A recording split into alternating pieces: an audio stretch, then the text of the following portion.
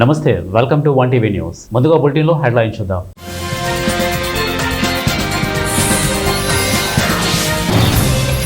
నేడు ఢిల్లీకి యూకే ప్రధాని స్టార్మర్.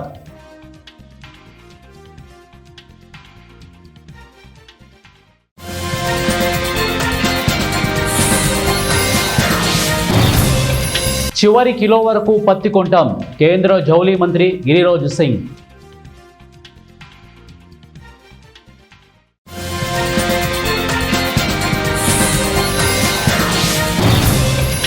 ఈవీఎంలపై రంగులో అభ్యర్థుల ఫోటోలు.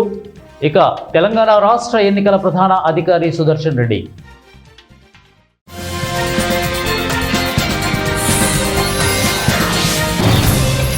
సంక్షేమంపై కాంగ్రెస్ నిర్లక్ష్యం, బీజేపీ రాష్ట్ర అధ్యక్షుడు రామచంద్రరావు.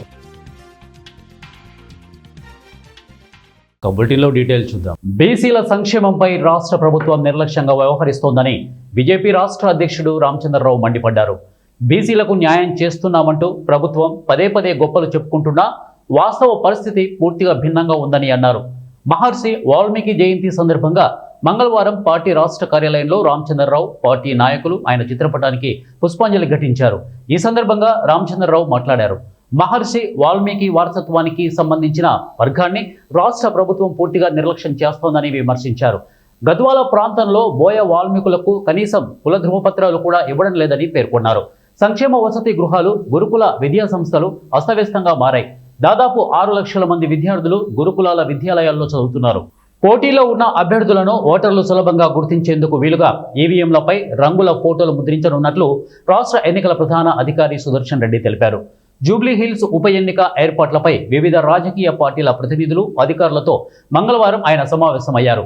ఇందులో BJP, Congress, BRS, Aam Aadmi, ఇక మజ్లిస్ తదితర పార్టీల ప్రతినిధులు, అదనపు CEO Lokesh Kumar, GHMC commissioner RV Karnan, deputy సీఈఓలు హరిసింగ్, సత్యవాణి పాల్గొన్నారు. ఈ సందర్భంగా సీఈఓ మాట్లాడుతూ ఈసీఐ కమిషనర్ జ్ఞానేష్ కుమార్ తీసుకొచ్చిన నూతన సంస్కరణలను జూబ్లీ హిల్స్ ఉప ఎన్నికలోనూ అమలు చేయనున్నట్లు వెల్లడించారు. సున్నితమైన పోలింగ్ కేంద్రాల్లో ఏఐ ఆధారిత పర్యవేక్షణ, జీపీఎస్ ట్రాకింగ్ను అందుబాటులోకి తెస్తామన్నారు.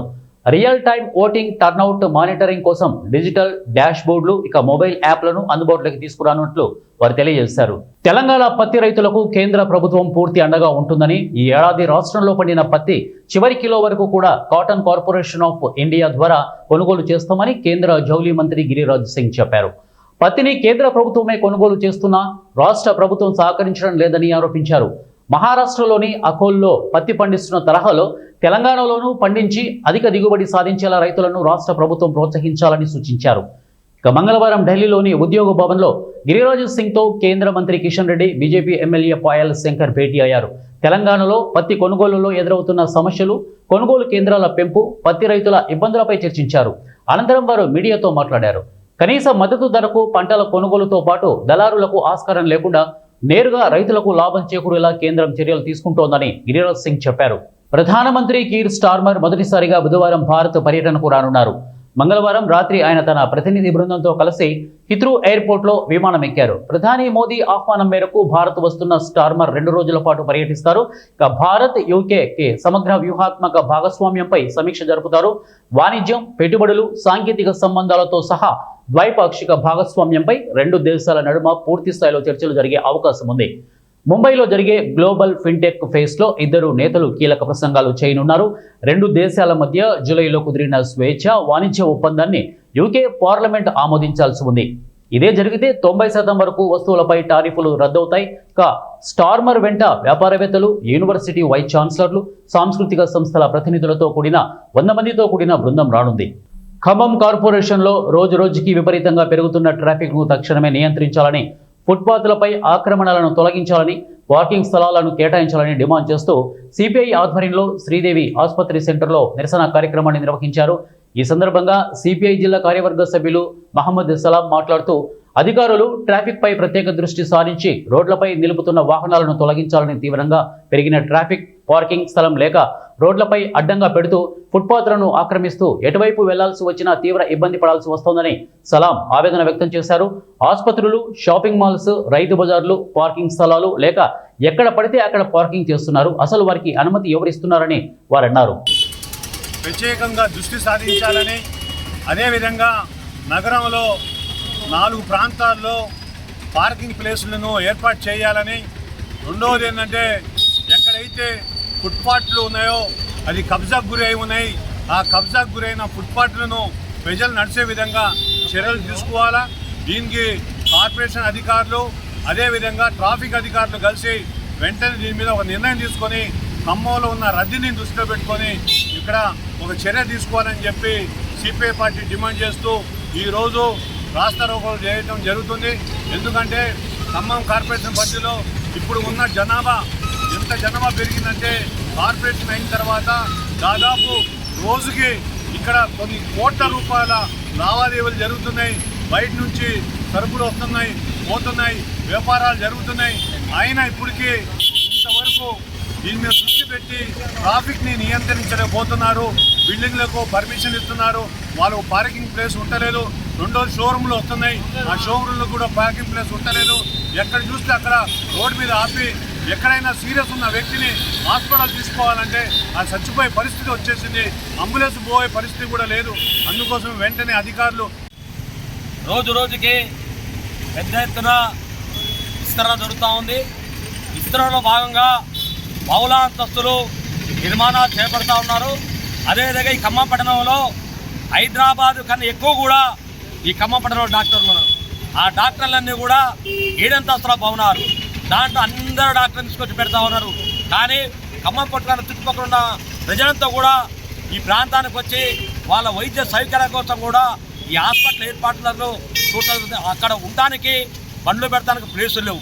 దాంతోపాటు పోతానికి చిన్న చిన్న సందులు, ఎక్కడ కూడా ఇంతవరకు కూడా దాని రోడ్ ఎక్స్టెన్షన్ లేదు.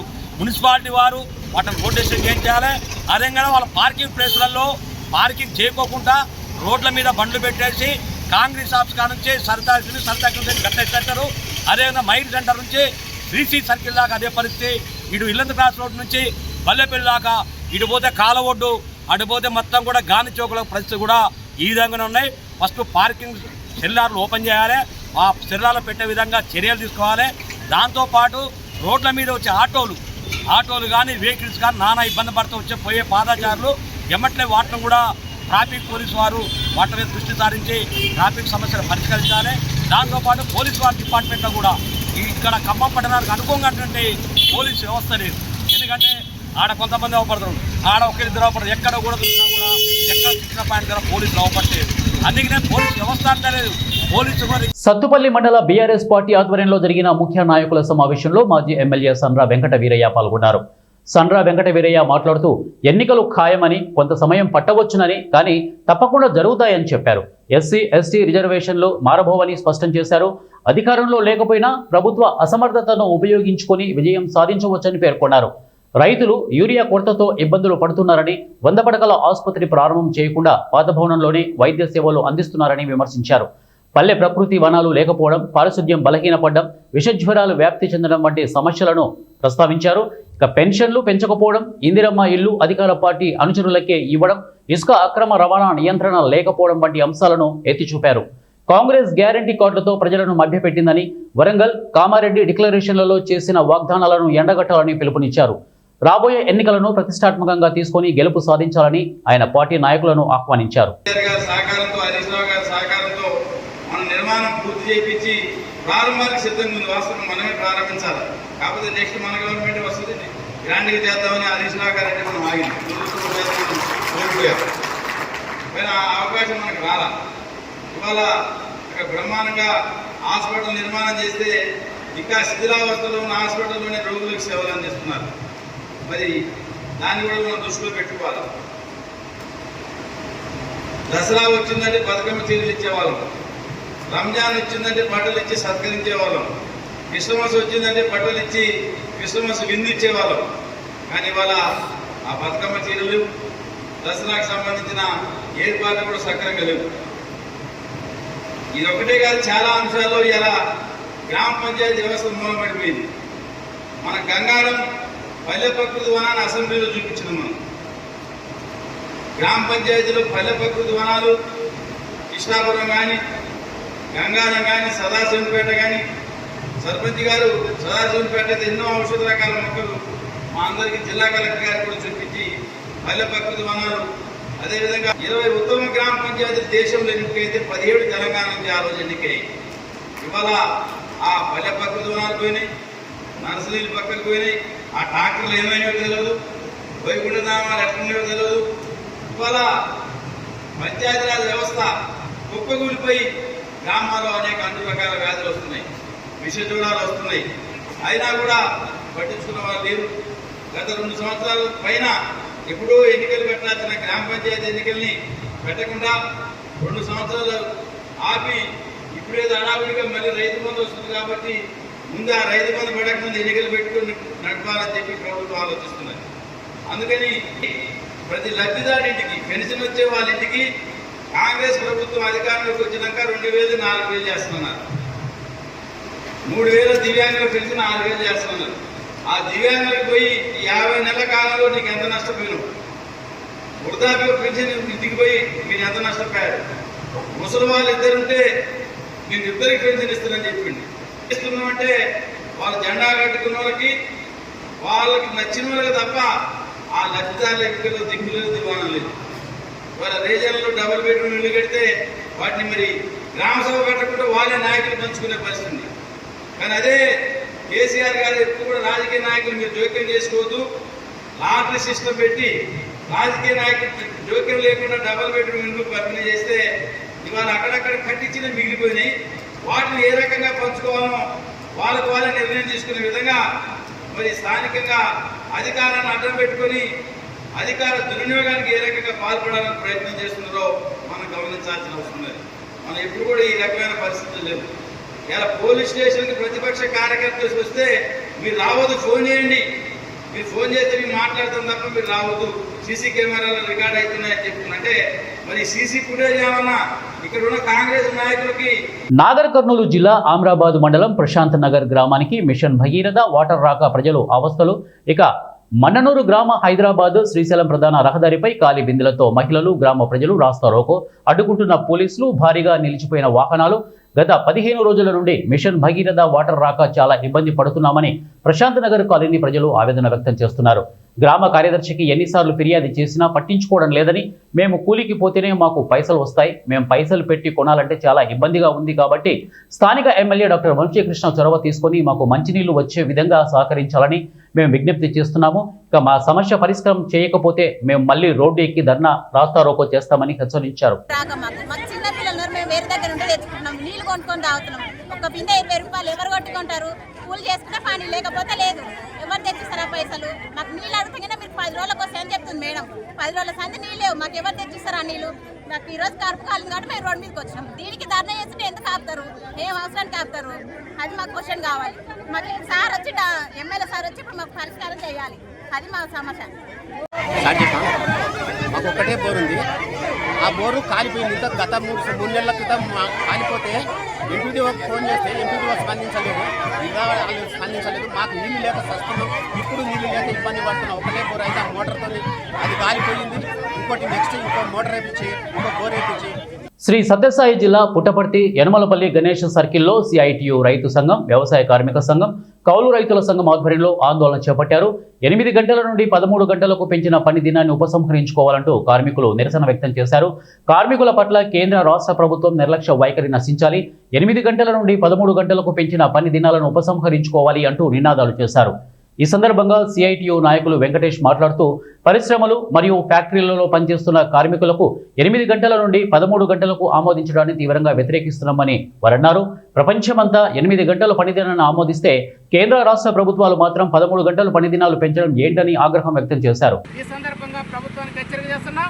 ఈరోజు పారిశ్రామిక వాడ ఉంది, ఇందులో పనిచేస్తున్నటువంటి కార్మికులు 8 గంటలు కాకుండా ఈరోజు 13 గంటలు పనిచేయాలంటే ఏ హక్కులు లేకుండా ఈరోజు పని గంటలు మాత్రం పెంచేసినటువంటి పరిస్థితి ఉంది.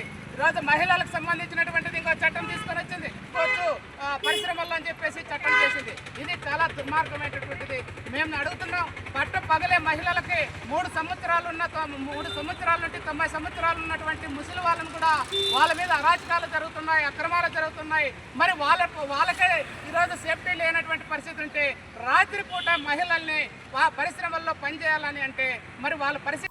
ఆంధ్రప్రదేశ్ రాష్ట్రంలో కాంగ్రెస్ పార్టీకి పూర్వ వైభవం తీసుకువచ్చేలా కాంగ్రెస్ కార్యకర్తలు కృషి చేయాల్సిన అవసరం ఉందని మాజీ కేంద్ర మంత్రి ఏఐసిసి వర్కింగ్ ప్రెసిడెంట్ జేడి శీలం అన్నారు. ఏలూరు నగరంలోని జిల్లా కాంగ్రెస్ కార్యాలయంలో ఈరోజు కాంగ్రెస్ కార్యకర్తలు, నియోజకవర్గ ఇన్ఛార్జీలతో విస్తృత సమావేశం జరిగింది. ఈ సమావేశానికి AICC joint secretary doctor palak Varma ముఖ్య అతిథిగా వచ్చారు. ఈ సందర్భంగా కాంగ్రెస్ పార్టీ వర్కింగ్ ప్రెసిడెంట్ శీలం మాట్లాడుతూ జిల్లాలోని అన్ని నియోజకవర్గాల్లో కమిటీలు ఏర్పాటు చేసిన అనంతరం మండలాలు, గ్రామ స్థాయిలో 10 మంది కార్యకర్తలు అనుబంధం సంఘాలుగా ఏర్పడాల్సిన అవసరం ఉందని అన్నారు. ఈ విధంగా గ్రామ స్థాయిలో ఉన్నటువంటి కార్యకర్తలు ఆ గ్రామంలో పార్టీని బలోపేతం చేసేందుకు చర్యలు తీసుకోవాలని వారు తెలియజేశారు. ప్రకటించాలి ఇక్కడ విలేజ్ సెక్రటరేట్ ముందు.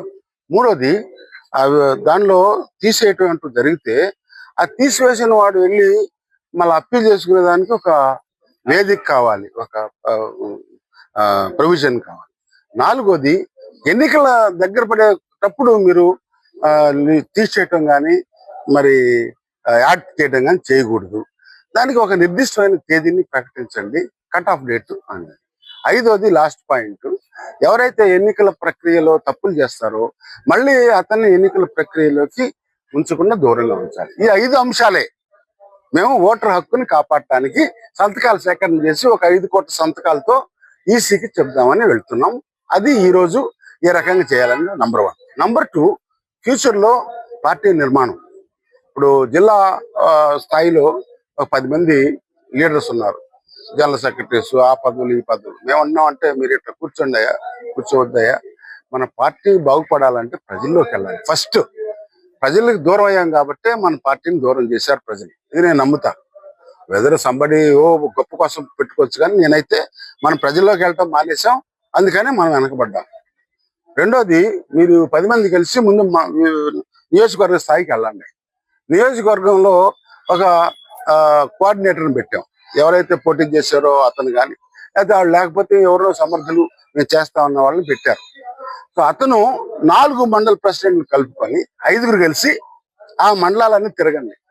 ప్రతి మండలంలో ఒక 2-3 అవర్స్ కూర్చొని ఆ మండలంలో ఉన్నటువంటి కార్యకర్తలు, ఈ లీడర్స్ ఎవరైతే ఉన్నారో ఒక మండల కమిటీని వేయండి. అధ్యక్షుడు, ఉపాధ్యక్షుడు, ఒక 4 జనరల్ సెక్రటరీస్, 4 సెక్రటరీలు వేస్తే ఒక 10 మంది.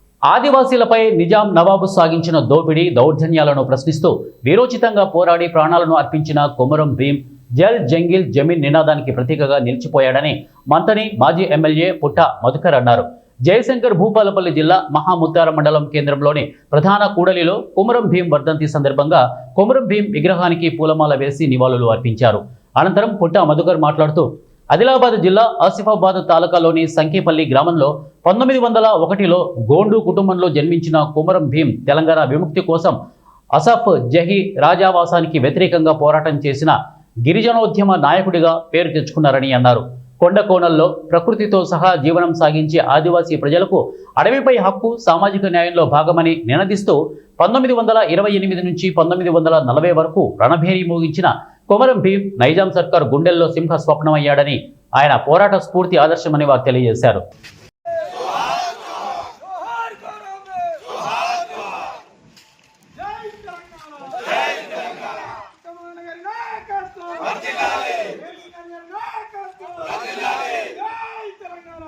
జయశంకర్ భూపాలపల్లి జిల్లా కాటారం సబ్ కలెక్టర్ కార్యాలయంలో ఎంపీటీసీ, జెడ్పీటీసీ మరియు సర్పంచ్ ఎన్నికల నేపథ్యంలో కాటారం సబ్ కలెక్టర్ కార్యాలయంలో ఏర్పాటు చేయనున్న స్ట్రాంగ్ రూములు మరియు ఓట్ల లెక్కింపు కేంద్రాలను జిల్లా కలెక్టర్ రాహుల్ శర్మ పరిశీలించారు. ఈ సందర్భంగా జిల్లా కలెక్టర్ రాహుల్ శర్మ మాట్లాడుతూ ఎన్నికల ప్రక్రియ పారదర్శకంగా, నిష్పక్షపాతంగా జరిగేలా అన్ని ఏర్పాట్లు పకడ్బందీగా చేయాలని సంబంధిత అధికారులను ఆదేశించారు. స్ట్రాంగ్ రూముల భద్రత, సీసీ కెమెరా, పోలీస్ బందోబస్తు మరియు ఎలక్ట్రానిక్ పరికరాల వినియోగంపై ఆయన ఆరా తీశారు.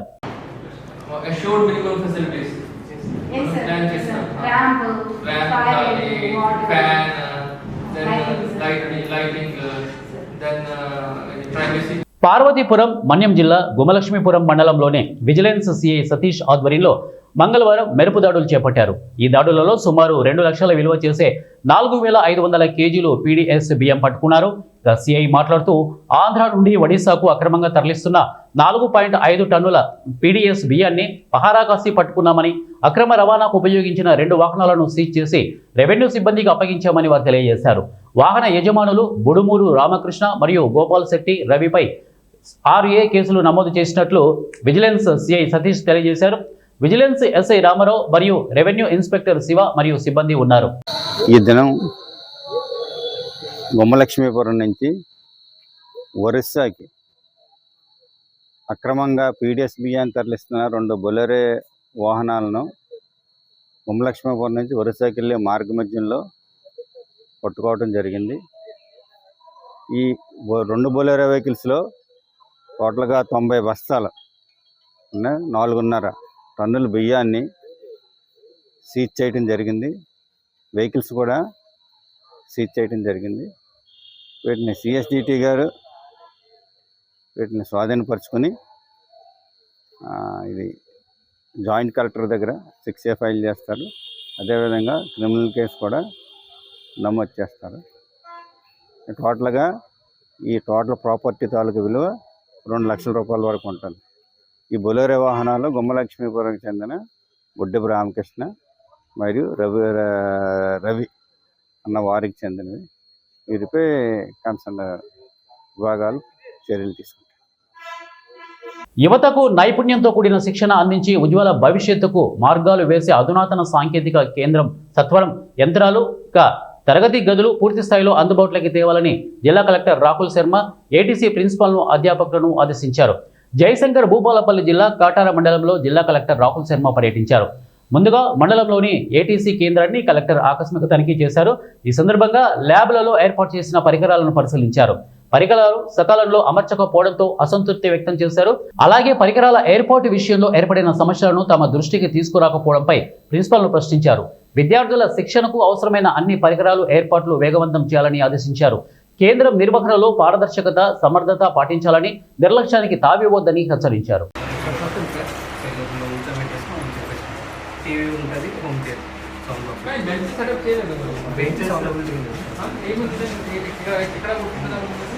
బులెటిన్ ముగించే ముందు హెడ్లైన్స్ మరొకసారి.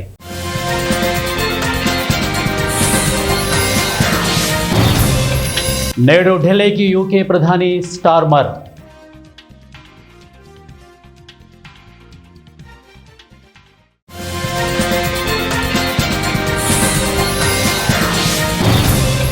చివరి కిలో వరకు పత్తి కొంటాం, కేంద్ర జౌళి మంత్రి గిరిరాజ్ సింగ్.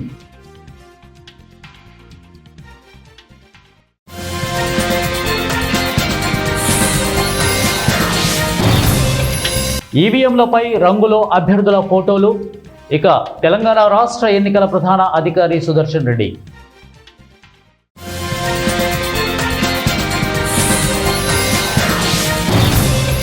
సంక్షేమంపై కాంగ్రెస్ నిర్లక్ష్యం, బీజేపీ రాష్ట్ర అధ్యక్షుడు రామచంద్రరావు.